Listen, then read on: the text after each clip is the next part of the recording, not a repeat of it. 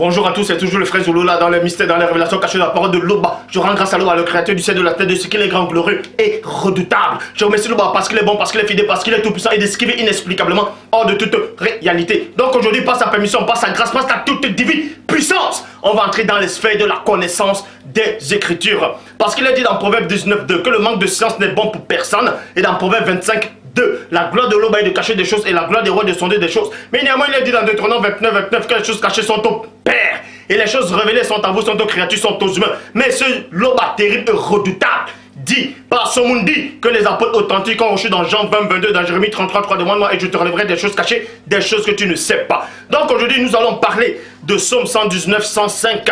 Plein de personnes ont déjà lu ce verset sans réellement prêter attention. Donc nous allons décortiquer ce petit passage. On va entrer dans les profondeurs de la révélation. Donc aujourd'hui je commence. On va aller dans Psaume 119, 105 où il est dit ta parole est une lampe à mes pieds et une lumière sur mon sentier. Dans d'autres versions, il n'est pas question de 119, c'est plutôt 118. Mais ici je vais prendre la version qui parle dans Psaume 119. Donc, je vous exhorte de vérifier.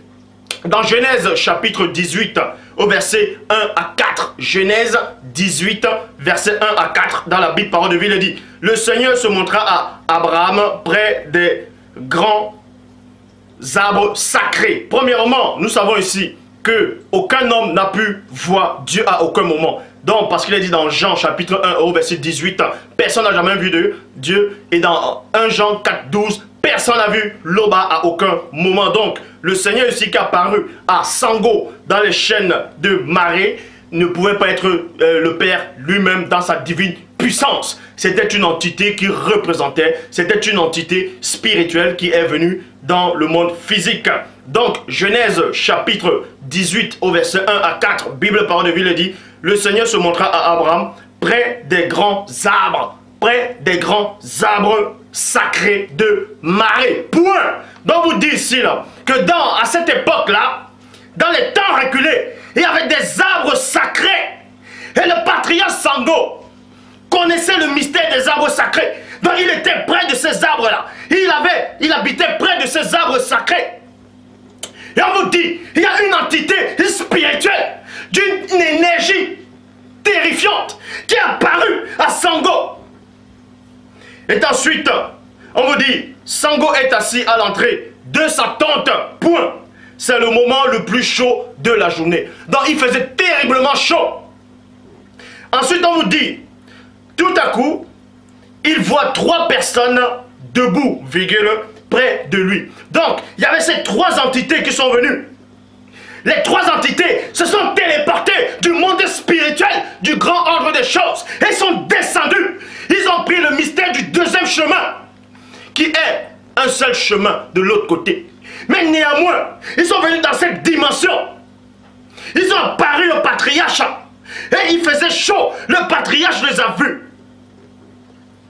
Ensuite, ce qui arriva près de lui, aussitôt, depuis l'entrée de la tente, il court à leur rencontre. Vous voyez, il court à leur rencontre, point. Abraham, c'est-à-dire Sango s'inclinant jusqu'à terre devant eux. Devant eux. Mais nous savons que, bref, et dit, 2 points, je t'en prie, et non, je vous prie. Écoutez attentivement. Parce qu'il est dit dans Job 33:14 que l'homme parle cependant tantôt d'une manière, tantôt d'une autre, et l'on y prend point garde. Voyez ici que le patriarche Sango, il avait 3 personnages, il avait 3 entités qui émanaient d'une puissance. 2. Mais il s'est adressé, premièrement, à une entité spéciale, parce que cette entité-là, auquel Sango a dit « je te prie » et non « je vous prie » dans cette version, c'était cette entité qui émanait plus d'énergie, qui avait l'aspect qui intriguait Sango. Donc c'est pour ça qu'il dit ici, je t'en prie, si tu veux m'accorder cette faveur, virgule, accepte de t'arrêter chez moi, ton serviteur, point. On va apporter un peu d'eau pour vous, maintenant il dit vous, il met les 2 autres compagnons de cette entité-là. Il dit, on va vous apporter de l'eau pour laver les pieds. Point. Puis, vous vous reposerez sous cet arbre, c'est-à-dire sous l'arbre sacré. Parce que l'arbre devait être sacré pour que ces entités-là puissent se reposer. Et c'est quoi le mystère de l'arbre sacré? Moi, aujourd'hui, dans cet enseignement, on ne va pas parler de l'arbre sacré. Nous allons parler du mystère de Psaume 119, 105. Le prophète, c'est parce qu'il était prophète en même temps, Sango était un prophète, patriarche prophète, il a compris, il a reçu un mystère, il a compris une révélation. Quand il a vu ces trois personnages, il a proposé de les laver les pieds. Et c'était quoi cette signification-là? Ça symbolisait quelque chose, c'était des gestes prophétiques. Et on vous dit ici, parce que Sango avait compris la révélation, savait déjà les gestes prophétiques qu'il accomplissait. Parce que plus tard, dans les temps futurs, un homme qui est apparu aussi, avait prophétisé sur cela. C'est pour ça qu'il dit dans Ésaïe chapitre 52, au verset 7. Ésaïe 52, verset 7. Bible seconde 21. Qu'ils sont beaux sur les montagnes, les pieds de celui qui apporte de bonnes nouvelles, qui annonce la paix, de celui qui apporte de très bonnes nouvelles, qui annonce le salut, de celui qui dit à Sion, ton Dieu règne, ton Dieu règne. Donc ici, le prophète Ésaïe, lui aussi il avait compris ce mystère, il avait prophétisé qu'il est beau sur les montagnes, les pieds de ceux qui apportent la délivrance, de ceux qui apportent ce salut-là, de ceux qui apportent la bonne nouvelle. Et on sait que la bonne nouvelle, c'est la parole du divin. Jean 17, 17, sanctifie-les par ta parole est la vérité. Et la même parole dit ici, dans Jean 8, 32, vous connaîtrez la vérité, et la vérité vous affranchira. Donc vous allez connaître le mystère de lavement des pieds. Ce qui se cache réellement derrière, dans Psaume 119, 105. Donc, le patriarche Sango, dans Genèse 18, 1 à 4, avait compris ce mystère, que ces entités-là apportaient le salut, ces entités apportaient la délivrance. Et qu'il fallait les laver les pieds, parce que les pieds, dans le plan physique, c'était dans la chaleur du jour. Il y avait la poussière qui allait sur les pieds. Donc ça salit les pieds. Et Abraham, Sango, a vu cela. Et il avait compris le mystère de cette prophétie. Bien avant que Ésaïe puisse prophétiser. Genèse. Donc il les a lavé les pieds. C'était des gestes symboliques. Et on va vous expliquer en détail c'est quoi ce geste-là. Mais avant d'expliquer, on va aller voir quelques personnages bibliques aussi qui ont eu recours à ça. Dans Genèse chapitre 19, au verset 2, Bible Parole de Vie le dit, et dit, c'est-à-dire c'est Lot, qui était le neveu de Sango, qui a vu deux personnages qui sont arrivés vers Sodome, à Sodome vers le soir, parce que pour le deuxième chemin. Et dit, je vous prie, acceptez de venir chez moi, acceptez de venir chez moi, qui suis votre serviteur, point, vous pourrez vous laver les pieds. Vous pourrez vous laver les pieds. Vous passerez la nuit, et demain matin, virgule, vous continuerez votre chemin. Les anges répondirent à Lot. Deux points, non, nous passerons la nuit dehors sur place. Le bas. Abraham, c'est-à-dire Sango, a apporté de l'eau pour qu'on lave les pieds au personnage. C'était dans la chaleur du jour. Et plus tard, je dis bien, plus tard, son neveu aussi connaissait ce mystère-là de lavement des pieds. Il connaissait déjà ça aussi. C'est ça que quand les deux anges sont arrivés à Sodome le soir, il a proposé aussi de les laver les pieds. Parce que c'était déjà inscrit. Genèse chapitre 24, au verset 32, Bible Parole de Vie. Le serviteur de Sango, c'est-à-dire d'Abraham, de Sango, vient donc chez Laban. Et il décharge les chameaux, point. Laban les fait donner de la paille et de l'herbe sèche, point. On apporte aussi de l'eau. On apporte aussi de l'eau.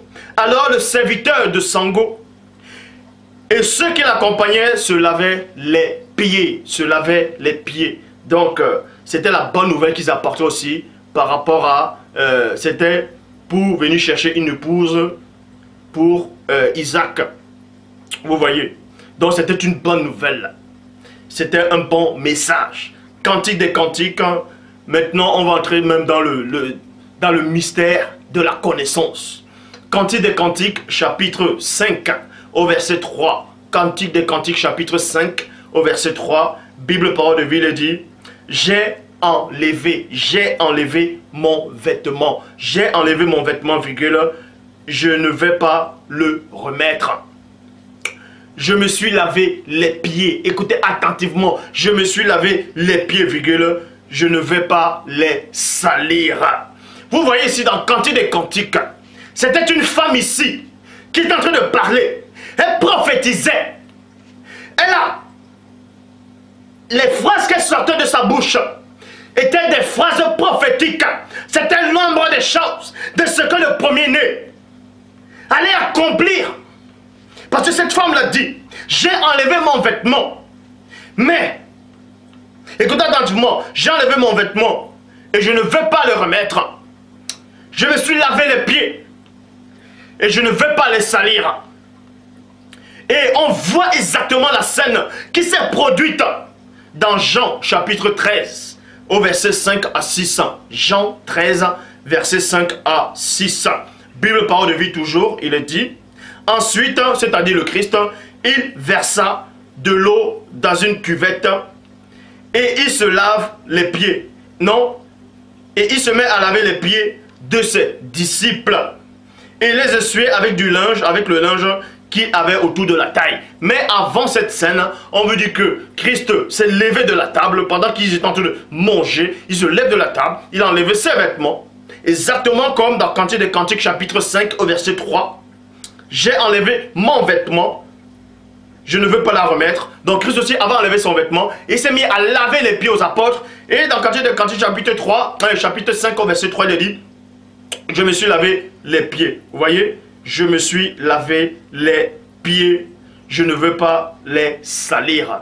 Cette femme-là avait eu une révélation. C'était une révélation que cette femme-là avait reçue. Donc pour tous ceux qui méprisent les femmes, qui pensent que les femmes n'ont pas d'importance spirituellement, cette femme-là avait reçu une grande révélation dont elle a prophétisé de ce que Christ allait déjà accomplir pour vous montrer le mystère de Psaume 119, 105. Donc, pour ça, on va continuer. Donc, comme j'ai dit dans Jean chapitre 13, au verset 5 à 6, donc Christ a mis de l'eau dans la bassine, il a, dans la cuvette, dans d'autres versions bassine, ainsi de suite, il a lavé les pieds aux apôtres. Et quand il est arrivé autour de Dalé, il est arrivé près de Simon-Pierre, qui lui dit: toi Seigneur, tu veux me laver les pieds? Point d'interrogation. Tu veux me laver les pieds? Point d'interrogation. Jean chapitre 13 au verset 7. Bible second. Nouvelle Bible second, il est dit: Christ lui répondit, deux points, ce que moi, virgule, je suis en train de faire, toi, tu ne le sais pas maintenant, mais tu le sauras après. Donc Christ, qui est le maître, qui les surpassait tous, il se lève à table, il va laver les pieds à ses apôtres. Mais les apôtres n'ont pas compris cette signification. Et quand il arrivait autour de Dalé, Dalé dit: mais Seigneur, mais tu me laves les pieds? Alors que, mais tu me laves les pieds? Et Christ lui dit: ce symbole-là, ce geste-là, tu ne peux pas encore le comprendre. Parce que tu raisonnes encore comme l'homme livré à lui-même. Parce que tu raisonnes encore comme l'homme qui n'a pas l'esprit. Parce que cette scène s'est produite dans Jean 13. Tandis que les apôtres ont reçu le Saint-Esprit dans Jean 20, 22. Donc, parce qu'ils n'avaient pas encore le Saint-Esprit, ils ne pouvaient pas comprendre cette révélation-là. C'est pour ça qu'il est dit: Christ lui répondit, ce que moi je suis en train de te faire, virgule, toi, virgule, tu ne le sais pas maintenant, tu le sauras après. Tu le sauras après. Parce que Christ lui-même connaît cette prophétie-là. Christ lui-même connaît ce mystère-là, comme Ésaïe lui-même avait prophétisé dans Ésaïe 52 au verset 7. Bible second 21. Qui sont beaux sur les montagnes les pieds de celui qui apporte la bonne nouvelle, qui annonce la paix, de celui qui apporte la bonne nouvelle, qui annonce le salut, et celui qui dit de Sion à Sion, ton Dieu règne. Donc Christ ici, il est en train de laver les pieds aux apôtres. Vous devez comprendre que ça se passait d'un plan physique et en même temps spirituellement. Spirituellement, il est nettoyé les pieds pour les faire porter. Pour les faire porter les chaussures spirituelles. Et ces chaussures spirituelles-là symbolisaient le message, symbolisaient l'évangile, symbolisaient cette parole-là, le salut qu'il devait apporter. Habakkuk, chapitre 3, au verset 19, il dit, Loba, le Seigneur est ma force. Il rend mes pieds semblables à ceux des biches. Virgule. Il rend mes pieds semblables à ceux des biches et il me fait marcher sur les lieux élevés. Au sein des chantres plutôt, avec l'instrument à cordes. Donc vous dit ici là dans Habakkuk chapitre 3 au verset 19 que Loba le Seigneur est la force. Et il rend les pieds semblables à ceux des biches. Et on sait que les biches vont très vite. Elles courent.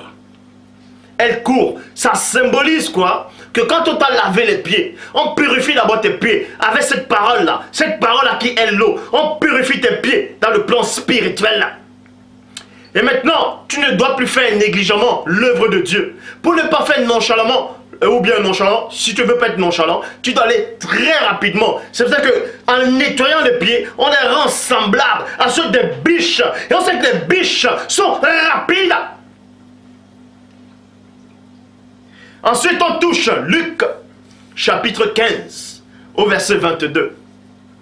Mais le Père dit à ses serviteurs, apportez vite la plus belle robe, virgule, et la revêtez.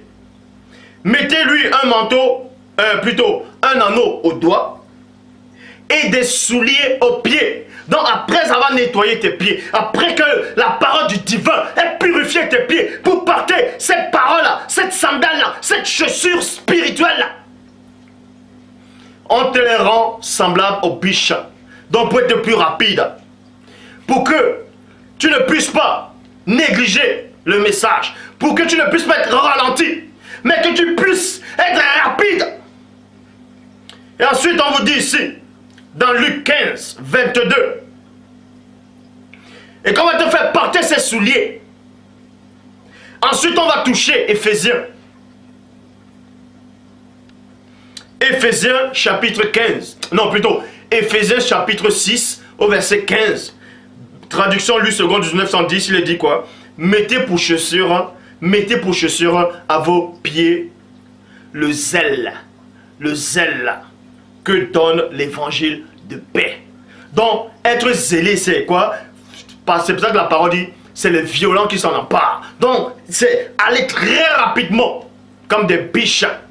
Et Christ a nettoyé les pieds aux apôtres pour les faire porter spirituellement ces chaussures-là, ces sandales-là, qui va les permettre d'aller très vite et briller en même temps pour apporter l'évangile de la paix, c'est-à-dire la bonne nouvelle, la véritable parole authentique que le Père apporte actuellement. Pour ça, je vais dans Cantique des Cantiques. Et ensuite, dès que tu as porté cet évangile à tes pieds, sur l'apparence des chaussures, des sandales, on va dans Cantique des Cantiques, chapitre 7, au verset 1, qui dit ceci: que tes pieds sont beaux, que tes pieds sont beaux. Ça veut dire que quand tu portes déjà cet évangile de paix, quand tu apportes cette vérité, quand tu, spirituellement, tu as porté ces chaussures spirituelles, on dit maintenant que tes pieds sont beaux. Que tes pieds sont beaux dans tes chaussures. virgule, que tes pieds sont beaux dans tes chaussures. Ensuite, on va dans Ézéchiel chapitre 1 au verset 7. Donc le mystère ici c'est quoi? C'est que tous les anges, les archanges, les chérubins, les ophanines, trône, dignité, domination, autorité, tout esprit, je dis bien, qui vient du grand ordre des choses, aussi ils ont ces chaussures-là à les pieds. Ils apportent cet évangile, ils sont soumis à la parole du divin. C'est pour ça qu'il est dit dans Ézéchiel chapitre 1 au verset 7, Bible à la colombe. Leurs pieds étaient droits, point. Et la plante de leurs pieds était comme celle du pied d'un veau, virgule. Et il étincelait de l'éclat du bronze poli. Dans les pieds brillaient, ça étincelait. Parce que spirituellement, vu que c'était des esprits, c'était des chérubins. Eux là, cette espèce de chérubins là, c'était des hybrides. Et les pieds étincelaient, brillaient, comme du fer en fusion. Parce qu'ils avaient porté ces chaussures là. Dans Éphésiens 6, 15, fait allusion. Ensuite, on touche. Dès que vous avez porté ces chaussures spirituelles, dès que vous avez, premièrement, lavé vos pieds, purifié vos pieds, ensuite, on vous fait porter ces chaussures-là, de la bonne nouvelle, du vrai message, de la vraie parole du Père. Vos pieds vont briller. Ça va luire. En cela, on va dans Psaume 119, 105, où vous allez réellement comprendre le vrai sens de Psaume 119, 105. Dans la Bible de la colombe, il est dit, ta parole est une lampe à mes pieds. Vous voyez, dans ces chaussures-là, donc que vous portez spirituellement, c'est toujours la parole de Dieu. Comme on a dit, c'est apporter la bonne nouvelle, c'est la parole. Et cette parole-là brille, comme ça a brillé sur les pieds des chérubins hybrides. Dans Ézéchiel 1, 7. Psaume 119, 105. Bible à la colombe, ta parole est une lampe à mes pieds. Vous voyez, ces chaussures-là brillent maintenant à vos pieds et une lumière sur mon sentier, donc sur la route, sur le chemin de la perfection, de la sanctification, pour amener vers le divin. Ces chaussures-là brillent en tant que parole, ça devient comme un flambeau, comme une torche, pour vous guider. Même les entités les plus puissantes de la création, qui font partie des entités les plus puissantes de la création, aussi ont porté cela. Apocalypse chapitre 1 au verset 15. Traduction Abbé Crampon. Ses pieds, on parlait ici d'une entité spirituelle d'un ange, ses pieds étaient semblables à de l'airain. Ses pieds étaient semblables à de l'airain qu'on aurait embrasé dans une fournaise, virgule. Et sa voix était comme la voix des grands eaux. Apocalypse chapitre 10, Apocalypse chapitre 10 au verset 1. Je vis un autre ange puissant qui se tenait, qui descendait du ciel, enveloppé. Écoutez attentivement. Apocalypse chapitre 10 au verset 1. Je vis un autre ange puissant qui descendait du ciel, enveloppé d'une nuée. Et au-dessus de sa tête était l'arc-en-ciel, virgule, et son visage était comme le soleil, virgule, et ses pieds comme des colonnes de feu là-bas. C'est pour ça qu'il est dit dans Psaume 119, 105, ta parole est une lampe à mes pieds et un feu, un flambeau, une torche sur mon chemin. Et cet ange-là, d'Apocalypse chapitre 10, au verset 1, on dit, cet ange descendait du ciel là, enveloppé de nuées. Et au-dessus de sa tête était de l'arc-en-ciel là.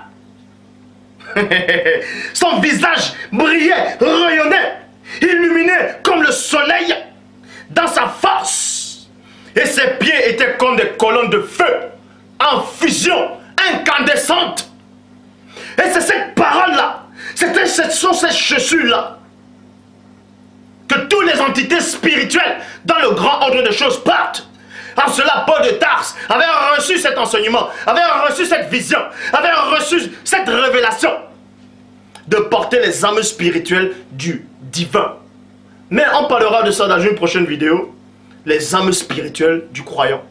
Mais, comme j'avais promis, je ferai aussi la vidéo sur les faux frères qui viennent séduire des sœurs.